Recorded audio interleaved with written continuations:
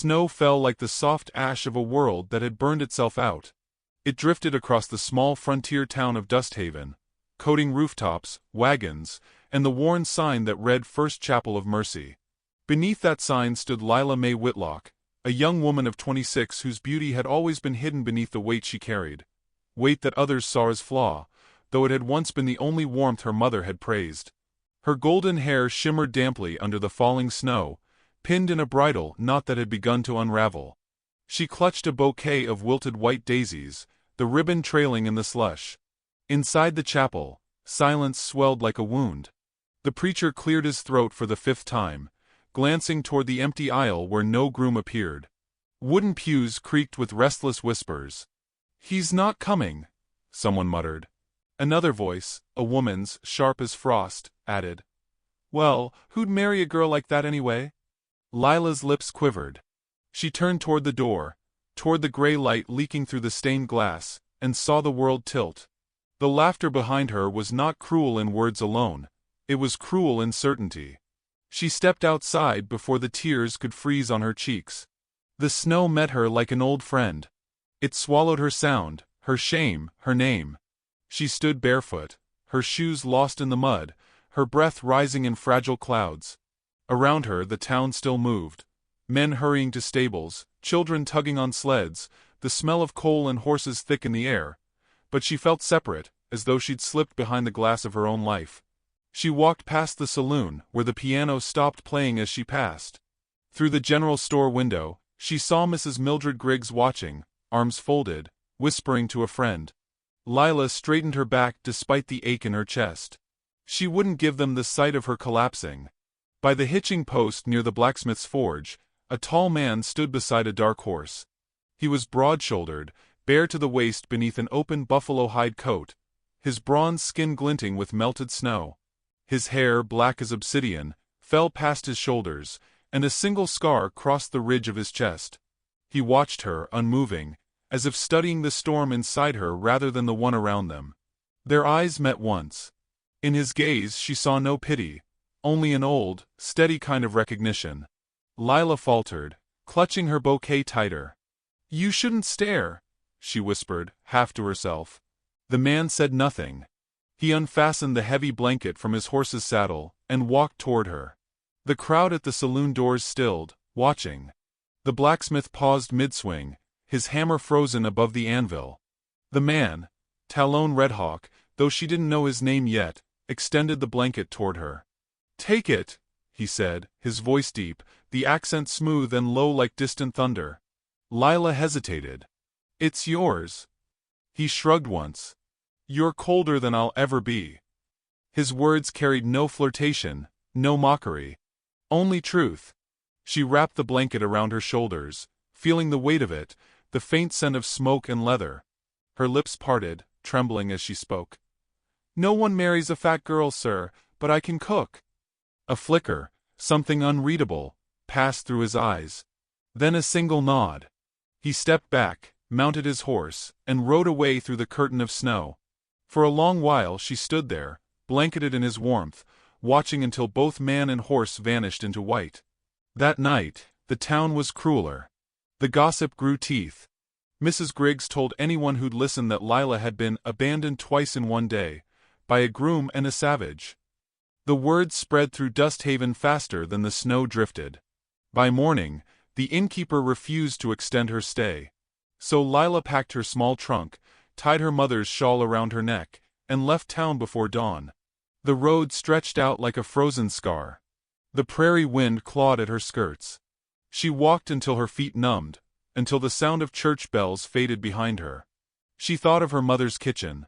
Warm bread, cracked laughter, the smell of soap and cornbread. Then the memory twisted into the echo of her father's voice. "No man will want you if you don't learn to be less of yourself." Less of herself. She'd spent years trying. Eating less, speaking less, dreaming less. Now she wondered if she had any self left to lose. The horizon shimmered faintly with the pale light of an early storm. Snow began again, heavier this time. She stumbled, clutching her blanket tighter, dragging her trunk behind her until it snagged on a stone and split open, spilling her few possessions. a wooden spoon, a locket, 2 folded letters, and a small tin of sugar she'd saved from her mother's pantry. She knelt in the snow, gathering them with shaking hands, whispering apologies to no one. Her breath came ragged, the wind slicing at her face. In the white silence, a deep rumble broke, the sound of a horse's approach. She turned. Out of the storm came the same dark horse, mane coated in frost. Talon rode slowly, his coat unbuttoned, the snow stinging his bare chest. He dismounted without a word, his boots crunching in the ice. "You left the town," he said. She nodded, breathless. "There was nothing there for me." He glanced at the open trunk. "Where will you go?" "I'll find work," she murmured. "Some kitchen. I can cook for anyone who's hungry enough to forget how I look." His gaze softened, the faintest edge of sorrow in it. "The mountains are cruel in winter. Even hunger dies up there." She lifted her chin. "Then maybe I'll die with it." For a moment, neither spoke. The wind whistled through the prairie grass, low and mournful. Then Talon bent to gather her scattered things, his large hands careful as he placed each item back into the trunk. He picked up the spoon last, staring at it as though it told him everything about her. Finally, he said quietly, "There's room at my cabin. For the season." She blinked, unsure if she'd heard him right. "Why?" His answer came without pause. "Because you need fire. And I don't like eating alone."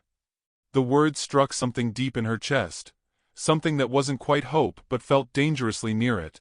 She wanted to refuse out of pride, but her body shivered so hard her teeth ached. He turned to mount his horse again, expecting her to follow. For several long seconds, she didn't move. Then she looked back at the faint lights of Dusthaven far behind. The gossip, the empty chapel, the faces that would never forget her shame. When she stepped toward his horse, the snow swallowed her footprints almost instantly. They rode in silence, the only sound the creak of leather, and the low snort of the horse. The prairie opened into a silver wilderness. Pines bent under snow, riverbeds glazed in ice, the distant howl of wolves like church choirs for the forsaken. She wrapped the blanket tighter and studied his profile in the moonlight. The strong jaw, the scar like a question across his chest, the stillness that seemed carved from something older than men. Finally, she spoke softly. "Do you even know my name?" He didn't look at her when he answered. "No. It's Lila May." He nodded once. "Talon." The names hung between them like breath in the cold.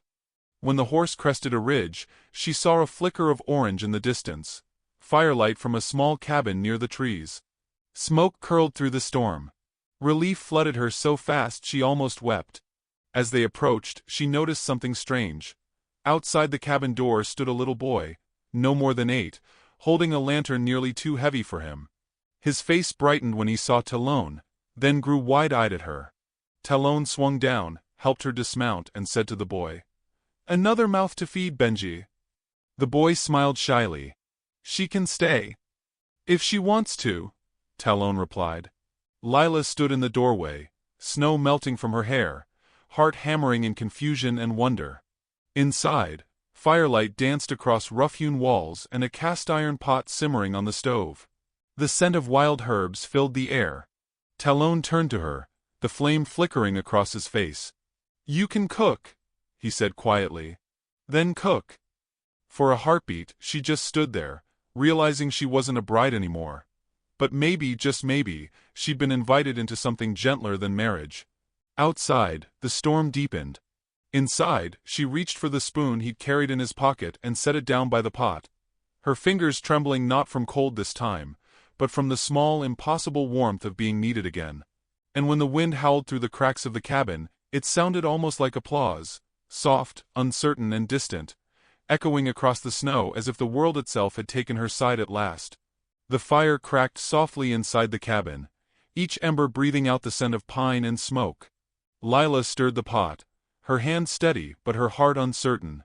The stew inside bubbled thick with beans, rabbit, and wild herbs Talon had brought in earlier, still glistening with melted snow.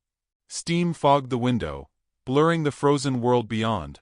She wasn't used to silence like this, silence that didn't accuse or pity, only waited. Talon sat at the table mending a saddle strap, his long hair tied loosely behind his neck. The muscles of his shoulders flexed as he worked, bare skin marked by faint scars and the flicker of firelight. Lila tried not to look, but the cabin was small and his presence filled it. He said little, yet his stillness had its own language. Every time she glanced at him, she felt seen, but not in the way she'd known before. It was not judgment. It was recognition, quiet and steady as a heartbeat. "Too much salt?" she asked, tasting from the spoon and turning to him. He didn't look up. "We'll see when we eat." She smiled faintly, the first time her lips had remembered how.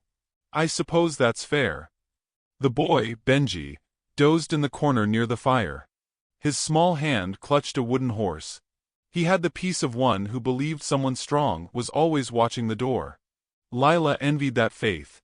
Talon rose and stepped outside without warning, the cold slipping through the open door before he shut it again. Lila heard the crunch of snow, the muffled sound of a horse shifting in its stall.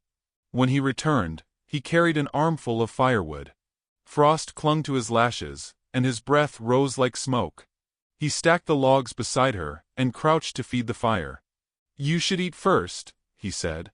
"I will after. You cook like it's prayer." She paused, the wooden spoon hovering. "Maybe it is. It's the only thing I do that never betrayed me." He looked at her then, directly, intensely. "Someone betrayed you?" "Many someones," she whispered, stirring the stew again to hide the tremor in her voice. "But the worst was myself. I believed them when they said I wasn't enough." Talon's expression didn't change, but something shifted behind his eyes. "They measure wrong," he said simply, returning to his chair. Outside, the snow thickened, brushing against the window in ghostly patterns. Inside, warmth pooled like honey. The cabin, rough and small, began to feel less like a place of shelter, and more like a place of beginning. Benji stirred awake.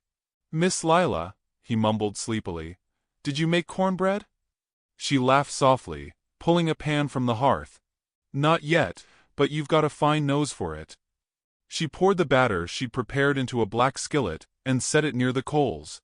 "Another hour, and you'll have to guard it from your own fingers." The boy smiled before drifting back to sleep. Talon watched her quietly, arms crossed, as if studying how she wove warmth from nothing. After supper, the three of them sat in the flickering light. Lila's hands were chapped from scrubbing the pans, but she felt light, almost useful. She hadn't felt that in years. Talon finally spoke, voice low. "You can stay through the season. After the thaw, you'll need to choose, north to the towns, or east to the farms. I can't promise more than that." She nodded slowly.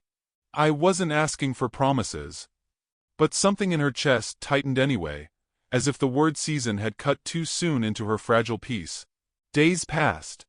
Snow fell and melted and fell again. The cabin became a rhythm, the scrape of the broom, the pop of the fire, the clink of tin plates. Lila cooked, Talon worked the horses, Benji played and laughed and brought home pockets full of pine cones. Sometimes she caught Talon watching her as she kneaded dough, his gaze quiet but unwavering. One morning she found a new pot by the stove, copper, polished, far finer than anything he owned. No note. Just a gift resting there like a secret. She touched its rim and smiled. That evening, the sky burned red behind the ridge. Talon returned late, coat torn at the shoulder. She ran to the door. "You're bleeding." "It's nothing," he said, brushing past. But she saw the gash, deep enough to frighten her. She caught his wrist. "Sit. Please." He hesitated, then obeyed. She tore a strip from her apron and cleaned the wound with snowmelt. His skin was warm under her touch, the pulse steady beneath her fingers. He flinched once, not from pain but from surprise. "You fight wolves out there?" she asked gently. "Men. 2 riders. They wanted the mare. Said they'd take her, or anything else they liked." Her hands froze mid-motion. "Did they follow you?" He met her eyes, calm and cold as iron. "No." The fire popped. Her breath came shallow, thinking of those riders on the open road, of what might have happened if she'd still been alone. "Thank you," she whispered. He tilted his head. For what? For not letting the world be worse than it already is. Talon's lips curved faintly, not quite a smile. The world don't care what we let it be. But maybe we do. She finished bandaging his shoulder. For a moment, they stayed close enough that she could see her reflection in his eyes. The golden hair, the round cheeks, the woman she'd tried to hide. He didn't look away. When she rose, her knees felt weak. She went back to the stove, stirred the pot again though it didn't need stirring. The air between them was thick with unspoken things. Gratitude, fear, something unnamed that glowed like an ember waiting to be fanned. Later, after Benji had fallen asleep, Talon stood at the door, looking at the snow still falling outside. "They'll talk," he said quietly. "Who?" "The town. They always do." Lila's voice was barely a whisper. "They already did." He turned, his face half lit by firelight. "Does it bother you?" "It used to," she said. "Now I think shame only lives where you feed it." He studied her for a long time, then nodded once, the gesture solemn, almost reverent. "You speak truth like a woman twice your years. And you listen like a man who's forgotten his own." That drew the smallest spark of humor to his eyes, fleeting but real. The fire burned low. She added one more log, watching the flames curl around it like hands finding each other in the dark. The pot simmered again, quiet and alive. When she turned, Talon had already gone to his cot, his breathing slow and even. Yet she knew he wasn't asleep. Neither was she. The storm outside howled, but inside the cabin, something softer had begun to rise. Trust, or the fragile beginning of it. She stood by the window a long time, watching snow swallow the trail that led back toward Dusthaven. It felt like watching her past disappear one flake at a time. Then she noticed a flicker of movement beyond the trees. 2 distant figures on horseback, torches bobbing like will-o'-the-wisps in the dark. Her heart seized. She stepped closer to the window, breath fogging the glass. The firelight behind her trembled, and the pot began to hiss over the coals. "They found us," she whispered. And though she hadn't turned, she knew Talon was already awake. The first thaw came with the scent of mud and pine. Streams of meltwater trickled down from the ridge, carving thin, silver paths through the snow. Lila stood outside the cabin, sleeves rolled, hanging washed linens on the line. The air was still cold enough to sting her fingers, but sunlight glimmered faintly across the fields. And for the first time in months, she let herself believe spring might truly come. Inside, Benji's laughter echoed as Talon tried to teach him how to braid a rope. The boy's clumsy hands tangled it into knots, and Talon's deep chuckle drifted through the open window. Lila smiled to herself, though something inside her ached at the sound. Something that feared what happiness always seemed to cost her. When she returned to town with them for supplies that afternoon, the streets were thick with mud and gossip. Mrs. Mildred Griggs stood at the general store porch, wrapped in a fox shawl, her sharp eyes cutting through the crowd like a blade. The sight of Lila beside Talon was enough to silence a cluster of women at once. Lila felt their stares crawl along her back. She lowered her gaze, clutching the small grocery list she'd written in careful letters. "Stay close," Talon murmured, his tone quiet but protective. She nodded, following him inside. The warmth of the store hit her like an accusation. Too many eyes, too many whispers pretending to be coughs. The clerk hesitated before serving them, his hand trembling as he filled their sack with flour, salt, and dried beans. When they stepped out again, Mrs. Griggs was waiting. "Didn't think we'd see you again, Miss Whitlock," she said with a brittle smile. "Living way out there with him, are you? Brave, I'll give you that. But folks are starting to wonder what kind of woman you are." Lila froze. The words were honeyed with cruelty, sweet enough to sting. Talon turned toward her, but she lifted a hand before he could speak. Her voice was calm, low. "The kind who cooks her own meals and minds her own business, Mrs. Griggs. You should try it sometime."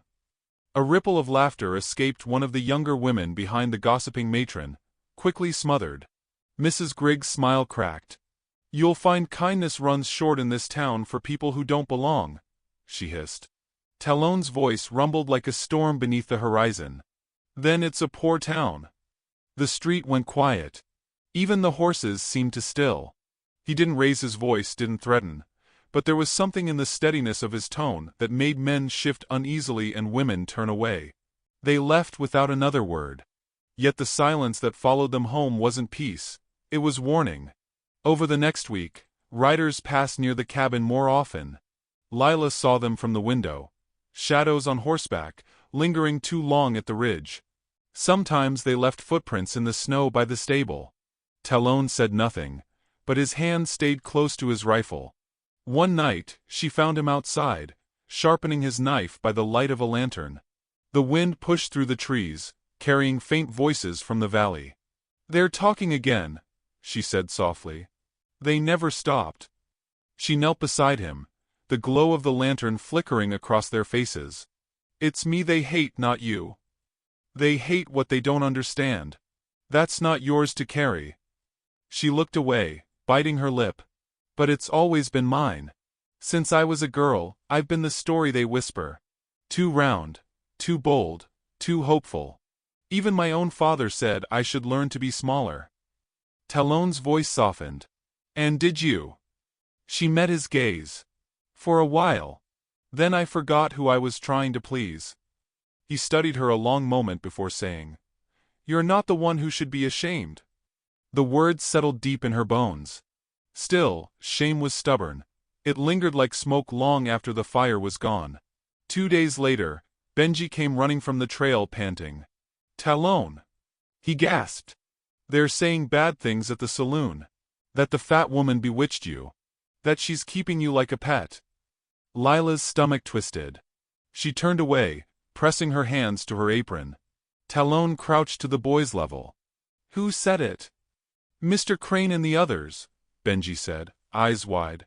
"They said they're gonna come see for themselves tonight." Talon's expression barely moved, but the air around him seemed to tighten. He rose slowly, every motion deliberate. "Take the mare to the shed," he told the boy. "Stay inside till I call." Lila reached for his arm. "Please don't go down there. You'll only feed their hate." His gaze met hers, calm, unflinching. "You think I'll fight them?" She hesitated. "Won't you?" He shook his head. "Not with fists. Men like that bruise easy where it doesn't show. I'll speak. That's all." That night, she stood by the window, watching him disappear into the snow. The wind carried faint echoes of raised voices from town, the kind that start small and turn to thunder. She prayed silently that words would be enough. Hours later, Talon returned. His coat was torn again, a scrape on his jaw bleeding. But his eyes held no rage, only weariness. "They won't stop," she whispered. "No," he said. "But neither will I." Something in her heart broke and mended at once. She stepped close, hands trembling, wanting to touch his face but stopping just short. "Why do you do this for me?"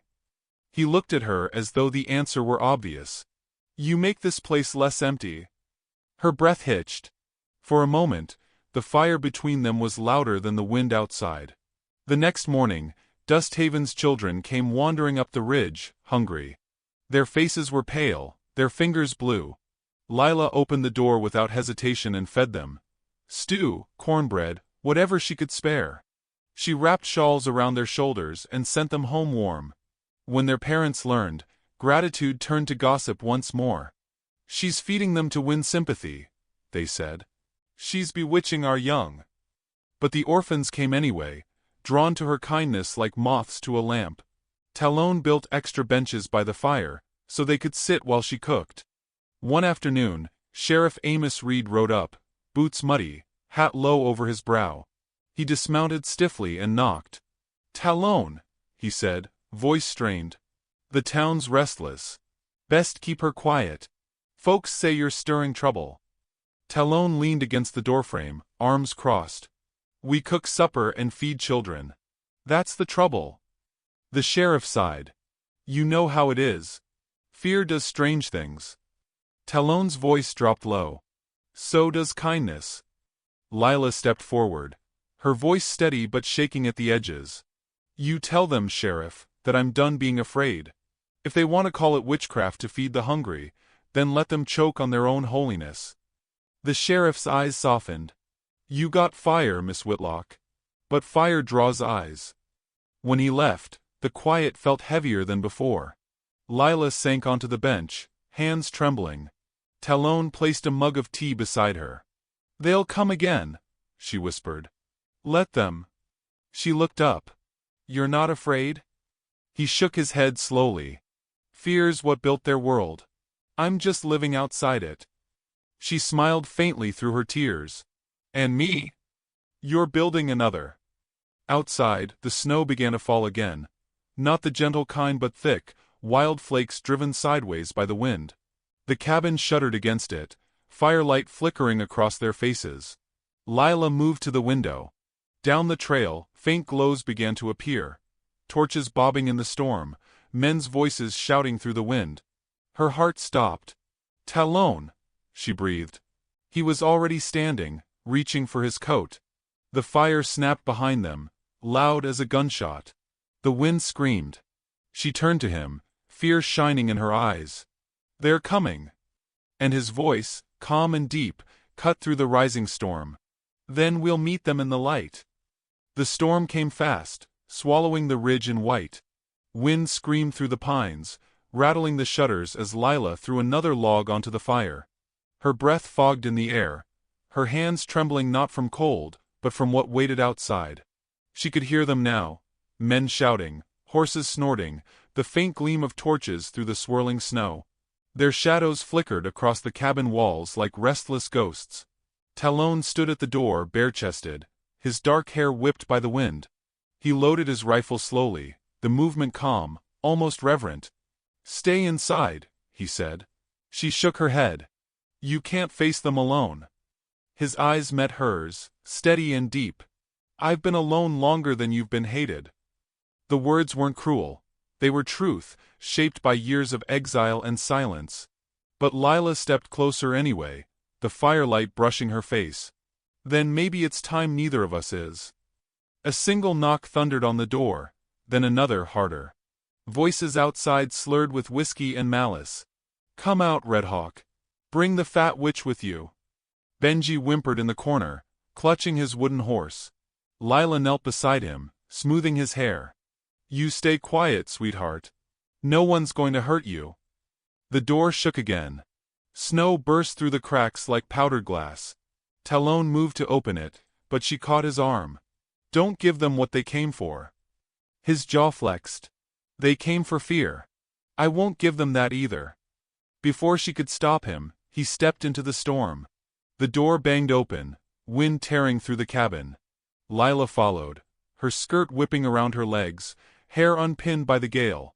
The night was a blur of fire and snow.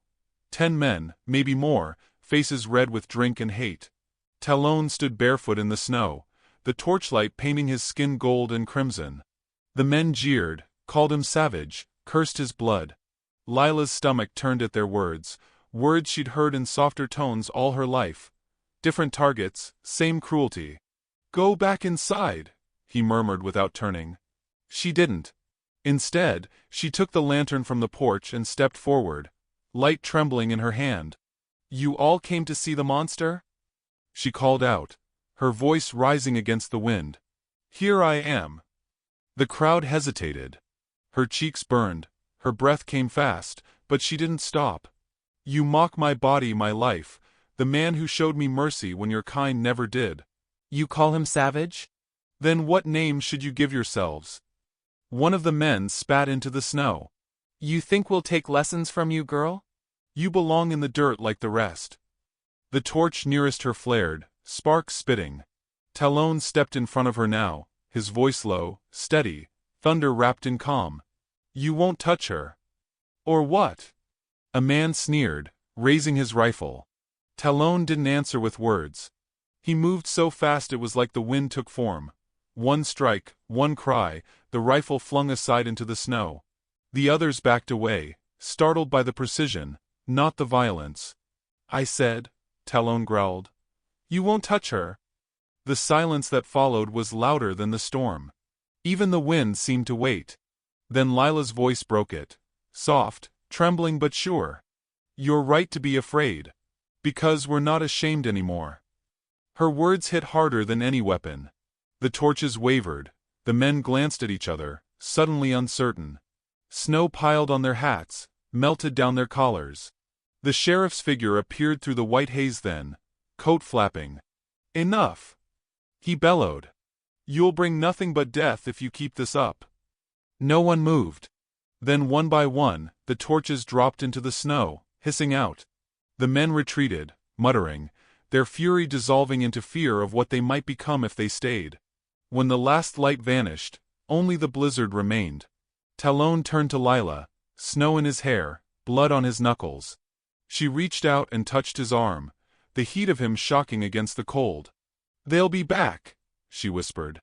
"Then we'll keep the fire burning," he said. Back inside, the cabin felt smaller, quieter, the air thick with smoke and adrenaline.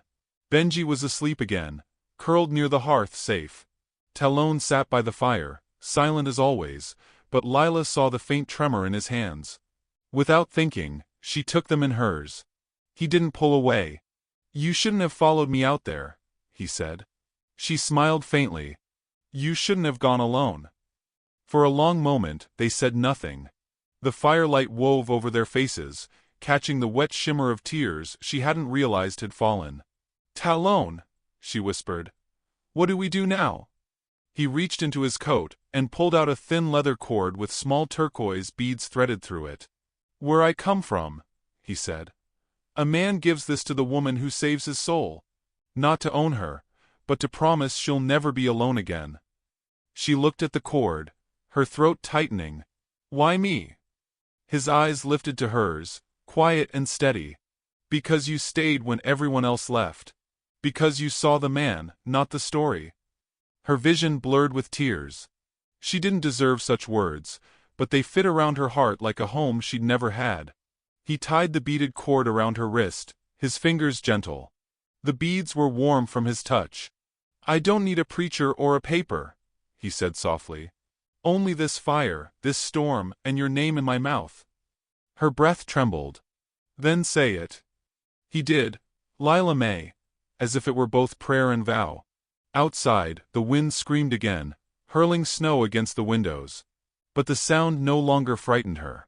She leaned forward, resting her forehead against his chest, and for the first time, the world felt still. Hours later, when the storm finally broke, dawn crept across the horizon in bands of pale rose and gold. The valley glistened, untouched and pure. Smoke rose from the chimney, straight and calm. Lila stepped outside, the blanket around her shoulders, snow crunching underfoot. The world looked new, as if the night had burned away more than just fear. She turned toward the ridge, and froze. In the distance far below, figures moved again. Riders, slow and deliberate, dark shapes against the new snow. They weren't the drunken mob this time. Their horses were larger, their coats marked with badges. The law was coming. She turned back toward the cabin where Talon stood in the doorway, watching her with the same steady calm that had carried them through every storm. "They'll call it trespass," he said quietly. "A man like me with a woman like you." She met his gaze, no longer trembling. "Then let them." The wind rose again, gentler now, lifting her hair like a whisper. And for a moment, before the riders reached the ridge, before the day decided what would come of them, she closed her eyes and let the world hold still, caught between fear and freedom, between what the town believed and what love had finally made true.